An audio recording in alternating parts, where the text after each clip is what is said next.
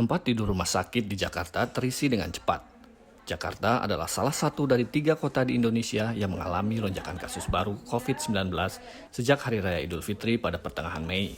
Penyebaran varian Delta kemungkinan menjadi penyebabnya, kata Kementerian Kesehatan RI.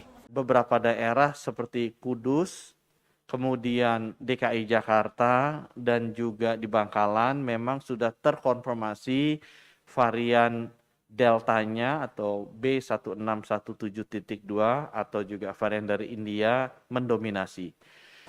Kasus COVID-19 di Indonesia hampir menyentuh angka 2 juta kasus.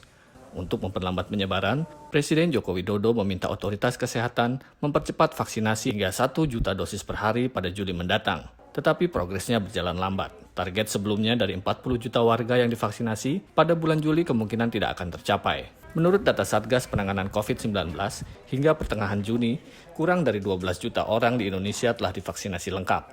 Vaksinasi bagi kelompok lanjut usia menjadi salah satu tantangannya. Dari 21,5 juta lansia yang menjadi target vaksinasi, baru tercapai 3,8 juta atau 18%. Memang beberapa kendala yang kita hadapi, yang pertama adalah belum semua lansia mau divaksin karena ternyata tidak mudah mengajak lansia untuk divaksin ya karena mereka mungkin membaca bahwa ada efek samping. Pada bulan Juni, pemerintah memulai program vaksinasi kepada warga usia 18 tahun ke atas. Targetnya 7,5 juta orang di Jakarta divaksinasi pada akhir Agustus yang menurut pemerintah cukup untuk mencapai kekebalan kelompok di Jakarta. Untuk saat ini, pembatasan aktivitas publik secara nasional tetap berlaku, tetapi tidak ada rencana untuk pembatasan yang lebih ketat seperti lockdown, seperti yang dilakukan negara tetangga Malaysia.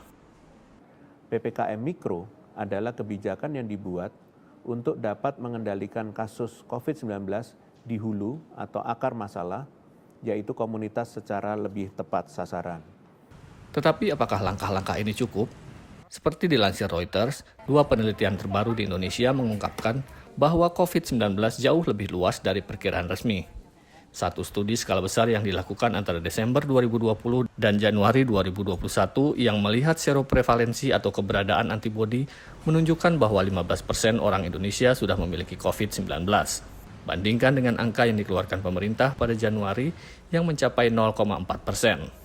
Kurangnya pengujian yang membuat kasus tidak terdeteksi mungkin menjadi penyebabnya, menurut seorang ahli epidemiologi. Jadi kalau testingnya rendah ya rendah hasilnya. Jadi itu tidak comparable, tidak bisa dipakai untuk membandingkan atau mengkontraskan, ya kan?